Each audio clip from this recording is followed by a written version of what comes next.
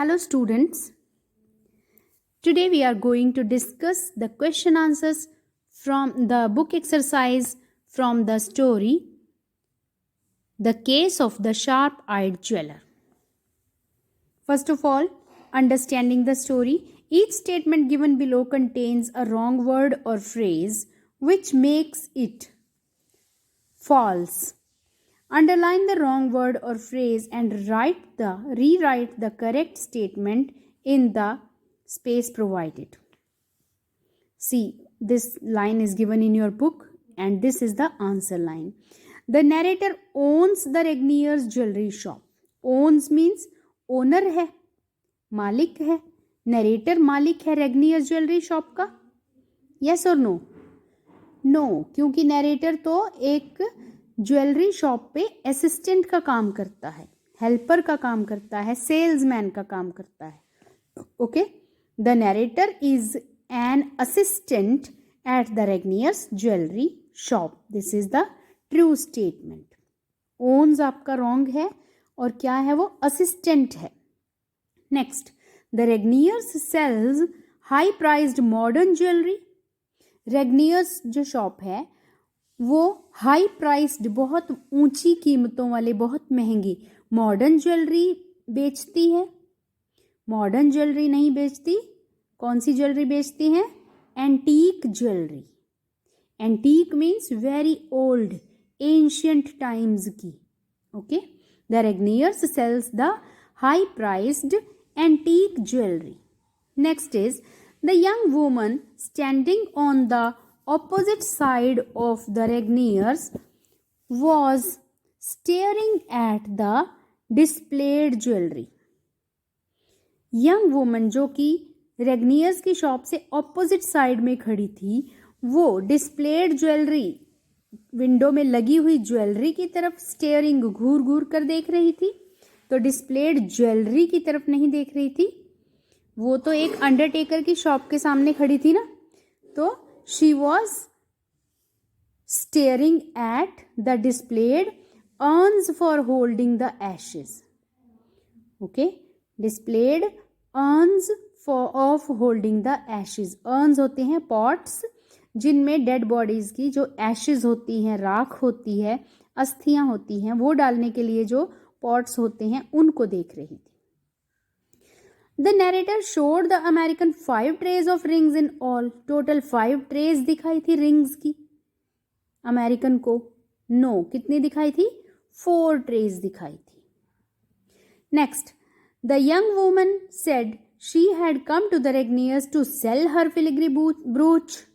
वो अपना filigree brooch, filigree means silver की वायर से बना हुआ, brooch means डेकोरेटिव पिन, उसको वो सेल करने के लिए आई थी, बेचने के लिए आई थी. उस वुमन ने ये कहा कि मैं इसे बेचने आई हूं? नो, उसने कहा कि वो उसे रिपेयर कराने आई है. To get repaired her filigree brooch. Next is the young woman hid the flower ring in the right pocket of her purse. अपने पर्स की राइट पॉकेट में? नो, पर्स की नहीं, अपने कोट की, और राइट पॉकेट में नहीं, लेफ्ट पॉकेट में उसने उस रिंग को छुपाया था. Now see the question answers. First question in your book is why did the narrator call his hobby out of the ordinary. अपनी हॉबी को आउट ऑफ द ऑर्डिनरी क्यों मानता है? You can see in your book. This is your question number 1. The narrator says, my hobby is perhaps a little out of the ordinary. What is the narrator's hobby? पहले तो बताना है narrator की hobby क्या है. And why does he consider it out of the ordinary? इसे out of the ordinary क्यों consider करता है? See the answer. My hobby is perhaps little out of the ordinary. उसको किस लिए वो little out of the ordinary क्यों consider करता है और उसकी हॉबी है क्या? The narrator's hobby is to observe people and their behavior. क्या हॉबी है? To observe people and their behavior. He uses his eyes and common sense more than an ordinary man. और एक ordinary man से भी ज़्यादा अपने eyes और common sense को use करता है. He considers it out of the ordinary because people never do such things like observing people. Never do लिख सकते हो या very few people take interest in such type of activities. Very few people do such things like observing people. Next question. Question number 2, B part. Why did the narrator find the behavior of the woman standing outside the Regnier's strange? Regnier shop से बाहर जो woman खड़ी थी उसके behaviour को, उसका behaviour narrator को strange क्यों लगा, अजीब सा क्यों लगा? Answer, the young woman was staring means looking at continuously. The young woman was staring at the shop of the undertaker.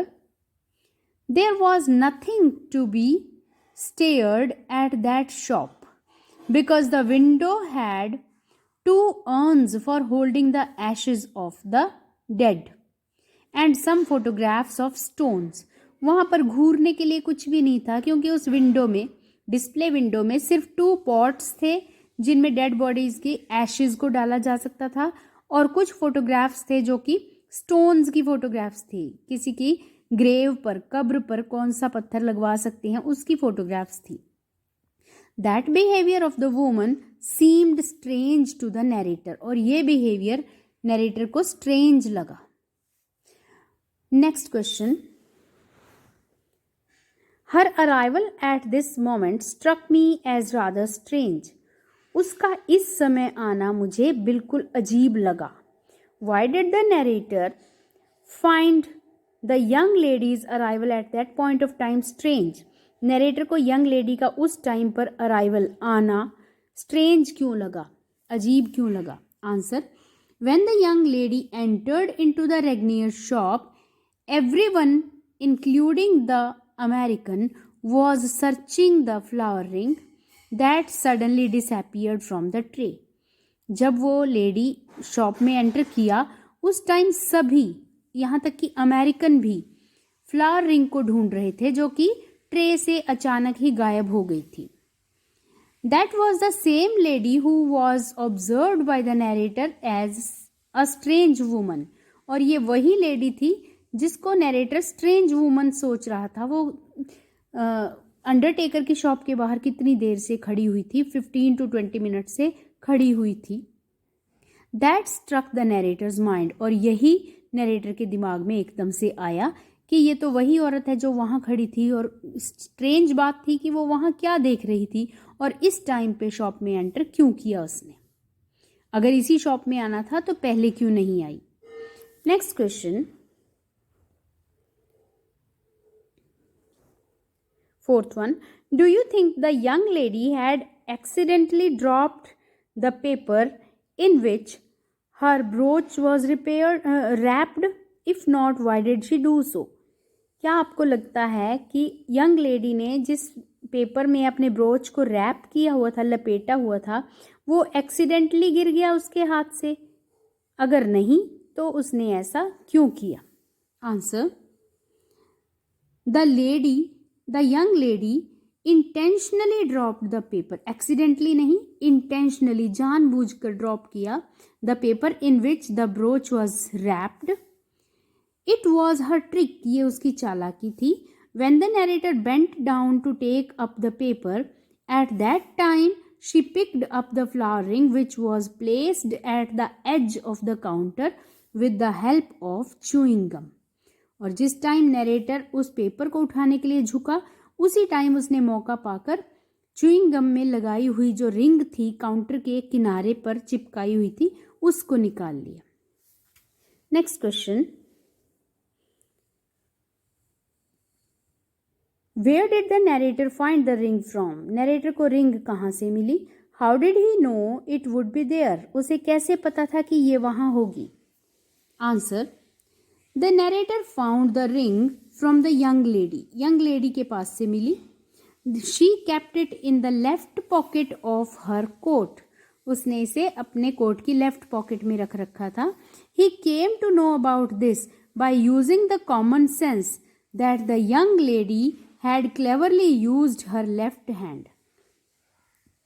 उसने अपनी कॉमन सेंस को अप्लाई किया कि यंग लेडी ने अपना लेफ्ट हैंड यूज किया होगा. उसने अपनी कॉमन सेंस से ये सोचा कि यंग लेडी ने अपने लेफ्ट हैंड से उस च्युइंग गम के मार्क में से वहां से रिंग निकाली होगी, क्योंकि उसने वहां मार्क देख लिया था च्युइंग गम का.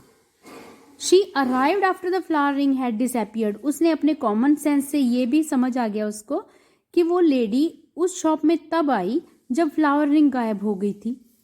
Then she played a trick at dropping the paper that allowed the narrator to combine all the incidents together. और फिर उसने ये एक चालाकी खेली कि उसने पेपर को नीचे गिरा दिया जानबूझ के, और नरेटर इस तरह से सारे इंसिडेंट्स को कंबाइन करके उसको नरेटर को समझ में आ गया कि क्या हुआ होगा. And the last question,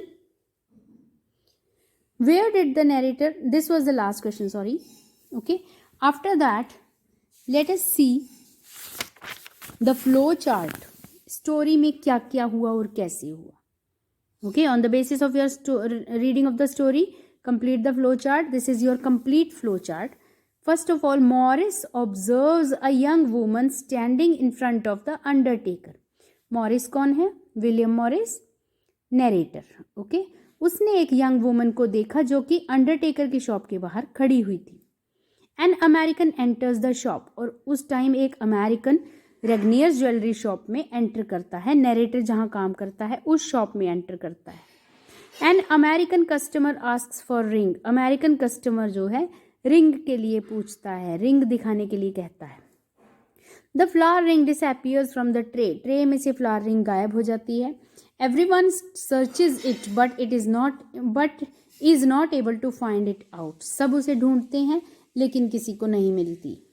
mister Regnier takes the American to his office. Mister Regnier American को अपने ऑफिस में ले जाते हैं तलाशी लेने के लिए. A lady enters the shop. एक लेडी एंटर करती है. She takes out a brooch for repairs. अपना ब्रोच निकालती है रिपेयर्स के लिए. She pretends her self to be a left hander. और अपने आप को एक लेफ्ट हैंडर शो करती है. The lady accidentally drops the paper in which her broach was wrapped.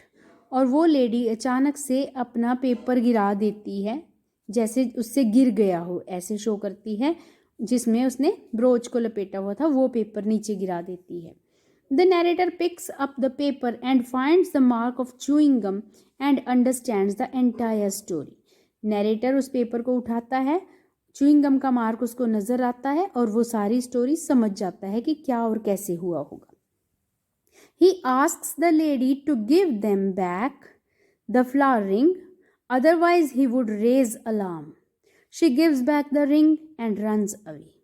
वो उस लेडी को कहता है कि उन्हें फ्लावर रिंग वापस दे दो, नहीं तो वो अलार्म बजा देगा. वो लेडी अंगूठी वापस दे के भाग जाती है.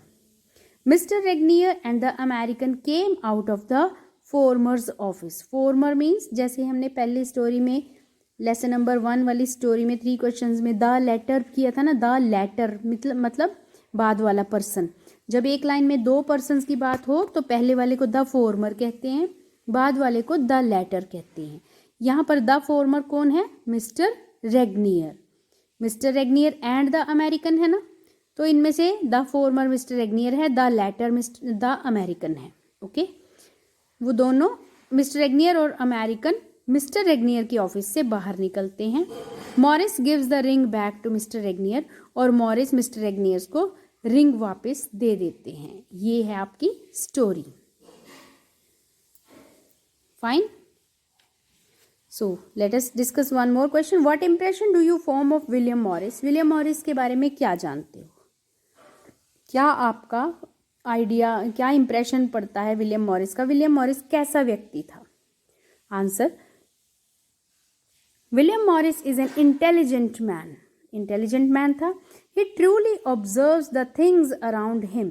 अपने आसपास होने वाली चीज़ों को, घटनाओं को ट्रूली ऑब्जर्व करता है, कीनली ऑब्जर्व करता है. The young lady was staring at the undertaker's shop, which seemed strange to the narrator. Young lady Undertaker की शॉप में स्टेयरिंग घूर घूर के कुछ देख रही थी, तो ये चीज़ नरेटर को बहुत स्ट्रेंज लगी. But more than his intelligence William uses his common sense. अपने इंटेलिजेंस से ज़्यादा अपने कॉमन सेंस को यूज करता है. His common sense and keen eyes helped him to arrange all the incidents from the beginning to the end. उसके common sense और उसके जो keen eyes थी वो उसे help करती हैं सारे incidents को शुरू से अंत तक arrange करने में. He observed people rightly, और वो लोगों को बिल्कुल सही तरीके से observe करता था, लोगों को ध्यानपूर्वक देखता था और उसकी judgment right होती थी. He noticed that in the beginning, the American was having a chewing gum in his mouth, which disappeared just after the flowering was found missing. उसने ये भी ऑब्जर्व किया कि जब अमेरिकन शॉप में आया बिगिनिंग में, तो वो एक च्यूइंग गम चबा रहा था, लेकिन जब अंगूठी गायब हो गई तो उसकी च्यूइंग गम भी उसके माउथ में नहीं थी. ये उसकी ऑब्जर्वेशन ही थी, और इन्हीं चीज़ों को, सारी ऑब्जर्वेशन को उसने अरेंज करके इस मिस्ट्री को सॉल्व कर दिया कि रिंग कहाँ गई और कैसे उसको वापस हासिल किया जा सकता है. Now see the next word power. Find words from the text which are similar in meaning to the following. Very old, इस स्टोरी में वेरी ओल्ड के लिए क्या वर्ड यूज किया गया है? एंशियंट. सॉरी, एंशियंट भी मैंने आपको बताया था, बट क्या वर्ड यूज किया गया है? एंटीक. एंटीक ज्वेलरी थी ना, एंशियंट भी कह सकते हो. यहाँ पर इस स्टोरी में एंटीक वर्ड यूज हुआ है. Something that is not original, कोई चीज जो कि ओरिजिनल नहीं है, असली नहीं है, तो imaginary. Next one is surprise, हैरानी. ए से शुरू होता है आपका लेटर. एस्टॉनिशमेंट, इस स्टोरी में वर्ड है एस्टॉनिशमेंट. नेक्स्ट इज, यहाँ पर आपका एक वर्ड था something that is not original. आपकी स्टोरी में इमिटेशन वर्ड है, इमेजिनरी नहीं है, इमिटेशन वर्ड है. इमिटेशन, नकल जिसको कहते हैं. ओके, ये आपने ध्यान रखना है. इस बुक में इमेजिनरी गिवन है, इमेजिनरी भी हो सकता है, बट इस स्टोरी के according something that is not original, that is imitation, नकल. Okay, next is surprise, amazement, astonishment. Astonishment word है आपके स्टोरी में, अमेजमेंट भी हो सकता है, बट स्टोरी में एस्टॉनिशमेंट है. Next is breathing with open mouth, expressing disbelief और सरप्राइज. जब विश्वास ही नहीं होता और इतनी हैरानी होती है, मुंह खुला का खुला रह जाए, तो उसको क्या कहते हैं? जी से आपका वर्ड है gasped, GASPED, gasped. So is that clear? I hope the story must be clear to all of you. Thank you.